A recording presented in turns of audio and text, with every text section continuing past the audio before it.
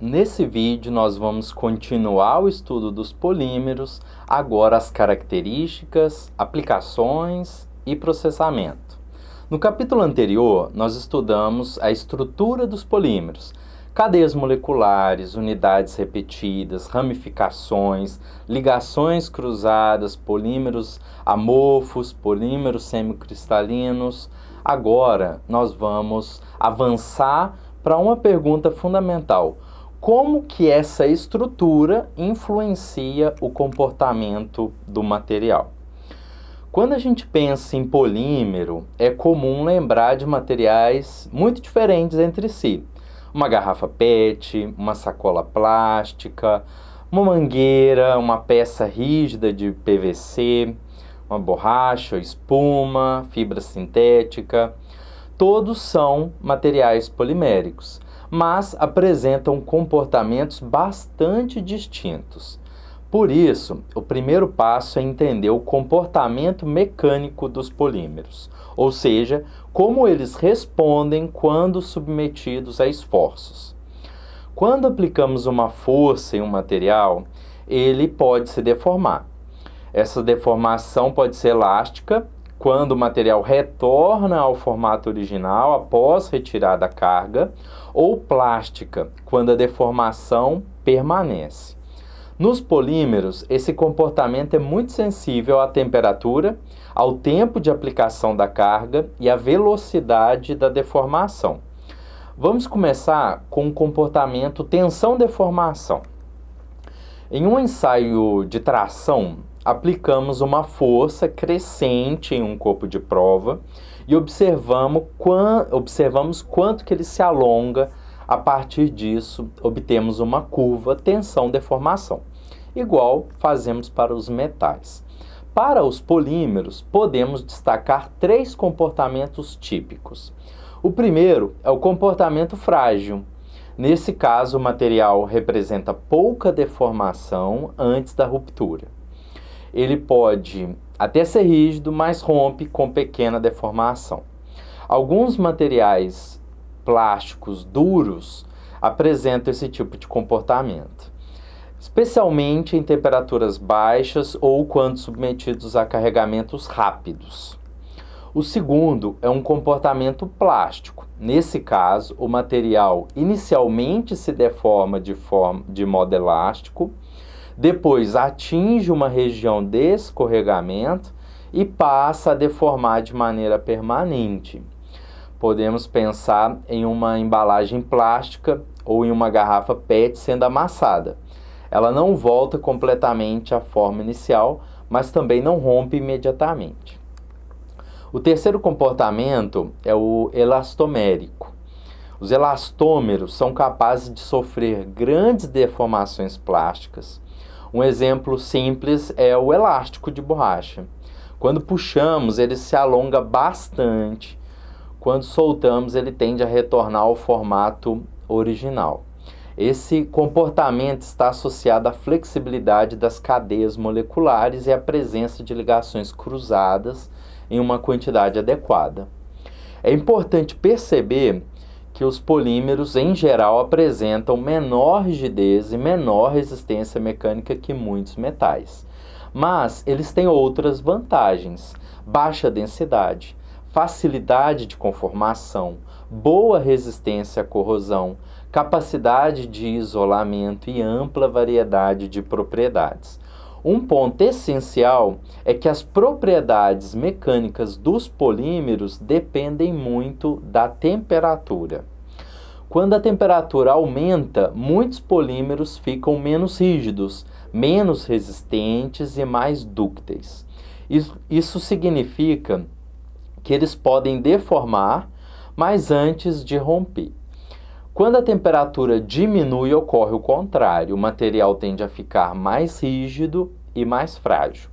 Por isso, o plástico parece flexível em temperatura ambiente e pode se tornar quebradiço em temperaturas mais baixas. Essa mudança ela é muito importante em projetos de engenharia, especialmente para peças expostas ao frio, ao calor, às variações de temperatura.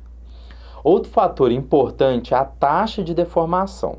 Se deformarmos um polímero rapidamente, ele às vezes vai responder de maneira frágil, né? De forma mais rígida, mas frágil. Se deformarmos lentamente, as cadeias moleculares têm tempo para se reorganizar e o material pode apresentar maior deformação antes da ruptura. Depois do comportamento tensão-deformação, precisamos observar a deformação macroscópica.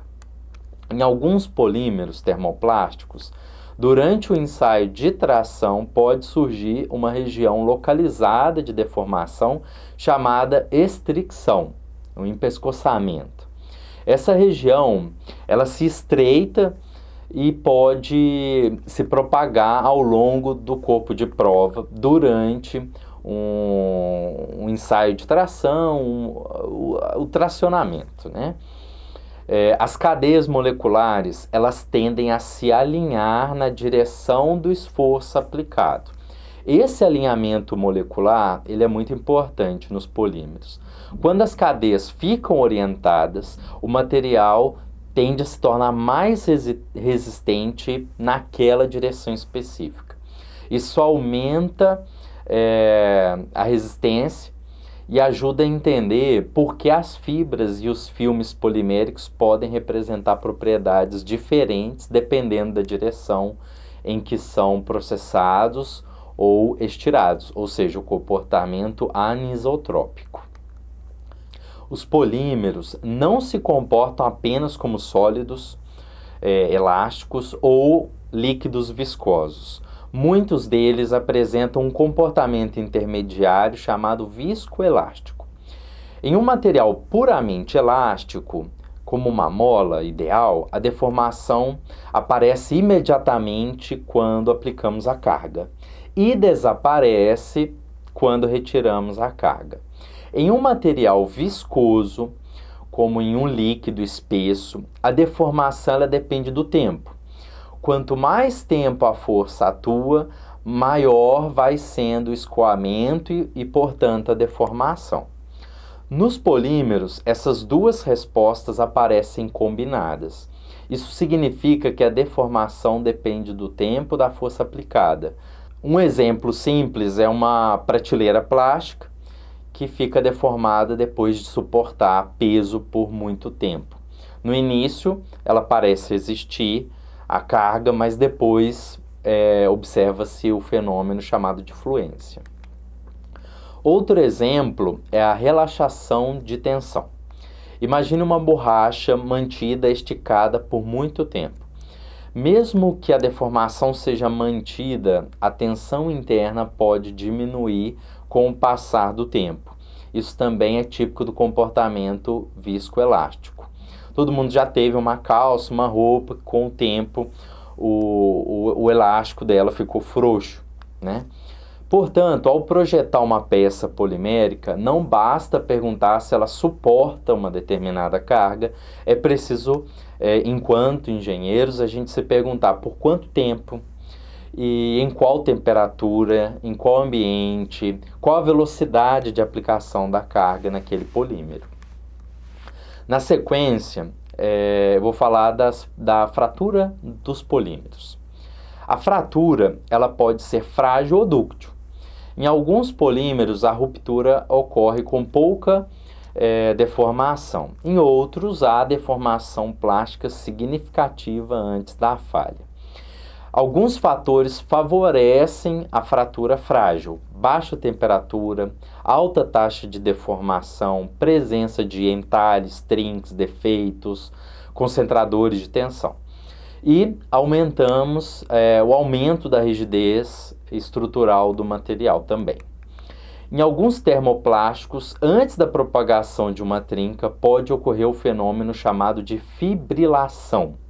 Nessa situação, pequenas regiões deformadas aparecem no material como microvazios e fibrilas. Esse processo pode absorver energia e influenciar a resistência à fratura. Também é importante lembrar da fadiga. Os polímeros submetidos a esforços cíclicos podem falhar mesmo quando submetidos a tensões abaixo da resistência máxima obtido no ensaio simples de tração. Além disso, carregamentos repetidos podem gerar aquecimento interno, que pode gerar falha ou degradação do material. O comportamento mecânico dos polímeros depende da estrutura molecular, que foi o que a gente viu nos primeiros vídeos, mas também da temperatura, do tempo e da taxa de deformação. Como que eles respondem? Podem responder sendo frágeis, plásticos ou no intermediário, elastoméricos, como elastômeros. Podem deformar imediatamente ou ao longo do tempo. Podem falhar por fratura, fadiga ou mecanismos associados a trincas e defeitos. No próximo vídeo, nós vamos continuar seguindo a sequência conceitual e estudar os mecanismos de deformação e de aumento de resistência dos polímeros, começando pelos polímeros semicristalinos. Até a próxima!